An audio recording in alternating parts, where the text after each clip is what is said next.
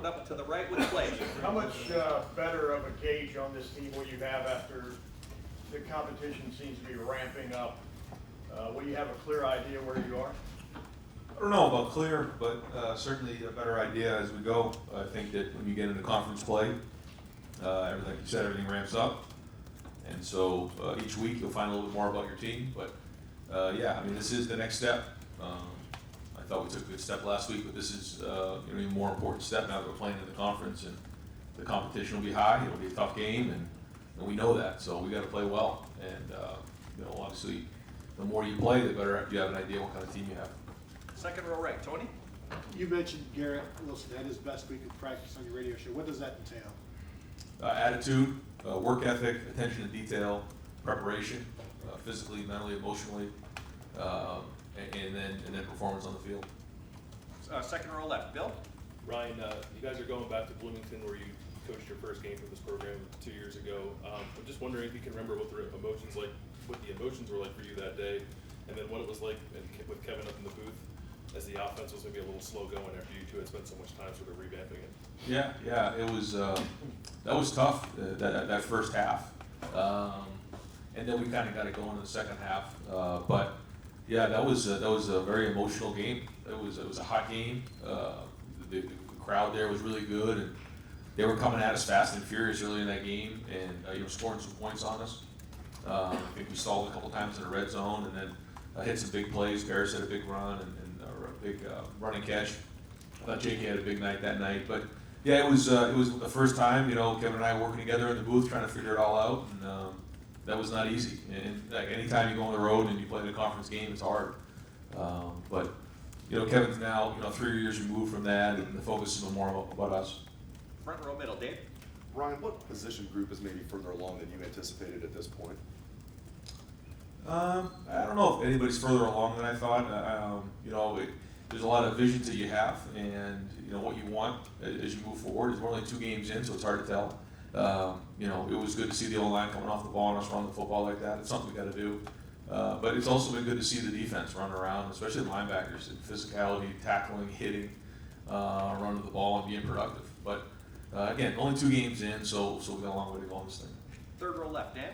Ryan, Tom Allen said today that Michael Penix is going to be a game time decision for Saturday's game. How does that affect your guys' preparation when you know you could see either one of 2 quarterbacks? Yeah, we've been preparing that way all along anyways. Ramsey's, he's a good player. We've seen that before. He played good against us last year, and then Penix is a young, talented guy. And so, we've been preparing for both of those guys here all along. And, both guys bring different things to the table. So, nothing changed that way. I don't really know how it's all going to play out. Even if somebody's healthy, after the second play, they could go down. So you have to be ready for both and have a plan for both. Second row left, Ari. Ryan, how's Harry Miller doing? Harry's doing good. Harry, I think as a freshman, one of the hardest position to play is up front, center, making all the calls and handling it all. He's very intelligent. And when you don't notice him in practice, that's when I think he's doing a good job. And you don't notice him in practice. You just, the second team gets out there or he jumps in with the ones and we just kind of get going. And that's a tribute to him and his ability to kind of take a bunch of new information and then process it and put it on the field. Is it odd that somebody in his position would be in the role that he is at that position? And Absolutely. What makes him? Yeah, I think absolutely. It's very rare to see someone his age being able to work at his level right now. I think you look at Josh Myers. He's playing well. He's playing at a high level, but it took a little while for him to get there. Billy Price and all the guys who have been here in different centers that I've been around. It takes time. There's a lot of calls that have to be made. There's so much communication, and you have to snap the football before you block somebody. Where if you're a guard or tackle, your hands in the dirt, you're listening to the calls and you're rolling. And so it's very, very different. And so tribute to him. He's off to a great start. Front row right, Tim. A 2-parter. Number 1, is Jonathan Cooper going to play this week, do you think? And then number 2, J.K. Dobbins. Have you even supported with him the way he played over there 2 years ago and kind of playing with abandon, et cetera? And did you see shades of that last week? Did you see him coming out of that shell? I thought J.K. ran hard, and it wasn't clean the first week. I thought it was a little bit better. The blocking schemes had something to do with that as well. But he was running with his pads down. He was running hard. He was running physical. I thought he had two or three excellent blocks as well. One time it was a defensive end that got us in a pretty good scheme where defensive end was running in the A gap, and he stoned him on the line of scrimmage. Really impressive. And then on Justin Fields' run, you know, he comes and cuts that linebacker. And so I think it was an all-around game, and I think when he plays at that level, he's one of the better running backs in the country. And then Cooper, is that?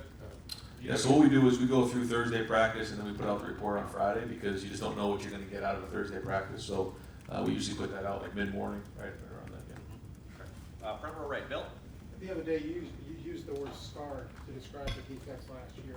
Just how bad was it in terms of psychologically for them, and what did you have to do to make sure to get them back to feeling good about themselves? I don't think it was that bad. I mean, they still had a lot of good games, and they still played at a high level. And you know, think about the TCU game, and you think about some of the other games that they had. They played really well, but there were other times where you know they felt like maybe they didn't play as good as they could have, and so you know they kind of felt that, and so you know it's something that kind of you know they harbored inside of them in the last 6-7 months, and now you know they're kind of working through that and you know trying to build an identity. But you know, it's only 2 weeks into the season, so there's a lot to be written.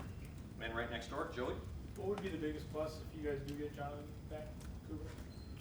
Well, first off, he's a captain. He's a veteran guy. He's a talented player, but then also his experience, his leadership, just his heart, and him being out there is a major deal for us. Front row right, Austin? Brian, I think the assumption was that Dwan would probably redshirt this year, but you found a use for him. Would you just do it 4 times, or could he, you know, pick 4 games to use him as block field goal? Or He's a weapon for sure. He's definitely a weapon, and it makes a difference when he's out there. I mean, say what you want, but if it's 6'8", 370 pounds coming around, you know, rear down to the guard, it matters. And then you know Chase was able to get through. So we're not going to be foolish about it. We'll be smart, you know, and try to make this best decisions based, you know, weekly on what we're seeing. And you know, we don't want to burn his red shirt on you know field goal blocks, but at the same time, you get 4 games now, and so we'll try to do the best we can. But if they win us a game, we'll do it. And final question, back in the back, Spencer. Brian, what's the most impressive part about what Tyreek Smith's been able to do since he came back? Well, I think he was off to a really good spring, and you know then he had you know had a procedure done, and he kind of worked through that. And now to see you know that sack that he had, that was a really impressive sack. And you know he's kind of one of those guys that we want to be the next Bosa, the next Chase Young, kind of the next guy up with some of the other guys that we have as youth. And they built a culture in that room that it's kind of the next guy up who's going to take over. And so the more he can keep building on this, the better he's going to be. But I think he's got a chance to have a really great year this year and a lot of production. Great. Coach, thank you very much.